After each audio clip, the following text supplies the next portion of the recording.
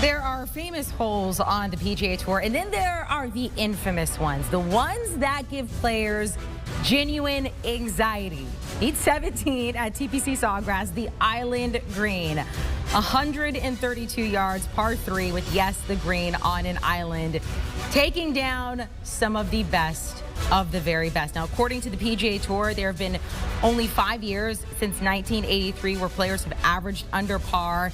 And unlike other holes on the tour where players get better over the years, that does not happen here. Take a look at some of the stats there. So I mentioned par 3, 137 yards, 8 holes in one all time. The most recent was back in 2017. However, since 2003, 182 balls went in the water there. 29 double bogeys accumulated back in 2019. That was the last time we saw the full tournament here with the players, because of course it was canceled in 2020 due to the pandemic.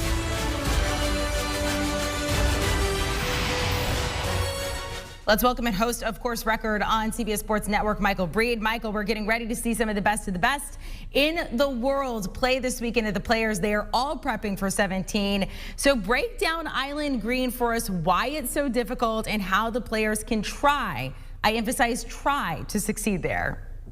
Well, listen, you said it right, Amanda. It is one of those shots that your heart beats a little bit. And every player talks about how when they're playing the 16th hole, the par 5, they're all looking at 17 ahead of their shot because they know that's in front of them. They know the challenges. They're looking at the wind. Let's take a little look at this hole. It is a fantastic hole, and a hole that really offers a lot of different things. Like you said, you can make some hole-in-ones. There haven't been a lot, but you can make a hole-in-one. But you can also make a double or what we call an other. We don't want to see any of that. I'm actually going to get a chance at this, but I want to show you what this looks like. This is what the Island Green looks like, the 17th. Let's take a little helicopter view of this, and you can see we're going to kind of go along this tees. These are the other tees, maybe the drop area. Over on the left-hand side here, this is the 18th hole. We're going to get a peek at that in just a second, but pay attention to this green. See how it slopes from the back to the front. And we've got that traditional hole location on the right-hand side. That 16th hole, by the way, that's exactly what you saw. Now, how do we execute when we're nervous? We've got to hit this shot over the water. Everybody's watching us. There's the fear of failure. We got to cut. Okay, first, we got to breathe a little bit. You got to do what we call box breathing. I'll tell you about box breathing at some other point. But we got to do a little bit of that. Also, too, most importantly, you take your water ball that you have in your pocket that you were going to use just in case you hit it in the water. Don't hit that ball. I want you to hit a nice new Titleist out there, and I want you to have the confidence that you're going to succeed. Now, here's how you have the confidence. You're all looking at this water right here, and you're going, man, that looks wet. It looks cold. It looks wet. It doesn't look like a place you want to hit a ball. Don't look there. What I want you to do is I want you to pick a high target. And right up here, I want you to look at those trees as you go up top, and I want you to pick the highest part of that tree and maybe even a limb. So when I go over to hit this shot, I'm going to be looking at a little limb that's just to the left of that tree that's just off the left edge of the bunker. So let's come on over here. And when we go over here, you can see that tree right there that's just off the left edge of the bunker. I'm not going to try to hit it at the tree. I'm going to try to hit it at a limb on the tree. And I know players who will go, well, I'm going to hit at a leaf on a limb of the. I'm telling you, this is one of the things. Pick small target.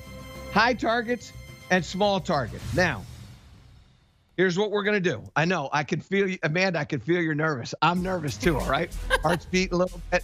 So what I'm going to do is I'm going to get back Michael. here. I'm going to organize. Huh? What's breathe. that? Breathe. Take your own advice. Just breathe. I got to do my box breathing. So I'm going to box breathe right here.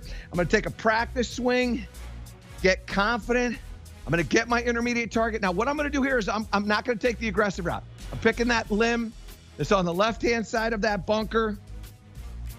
Oh, I'm nervous. Oh, the nervousness. And now what we're going to do is just focus on hitting that target right there. All right, now, let's see if I got it. I got it going at the tree. Did I get it over the? Yes! Yes! Wait, I think Bryce did the third. Yes! That's how you do it. Now, here's what I want to do. Thank you very much. I'll be here all week. Now, what I want to do is I want to show you what we're going to do when we get aggressive with this, all right? So what I'm going to do on this one is I'm going to take this right at that target. Now, When I go at the flag, there is no tree for me to go at. So now I'm going to hit it at the space in between these trees.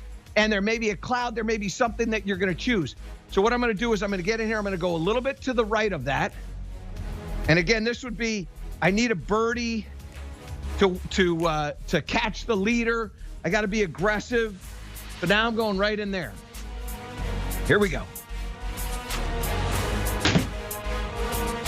I got it going. I pulled it just a little bit. Now I got to draw. You know what happens when you do that, Amanda? This is what happens to all of us, okay? And you do your box breathing. You're doing all those different things. But you know what happens to you?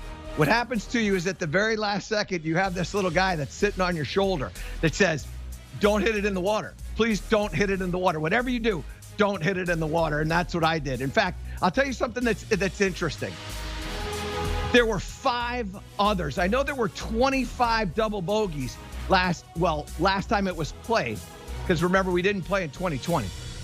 There were 24 double bogeys, but there were 5 others, which means they were making 6s, 7s, or 8s. This is a hole that has your attention. There's no question about it. Thank you so much for joining us here. You can see much more from Michael Breed on his show Course Record there on CBS Sports Network, Mondays at 7 Eastern.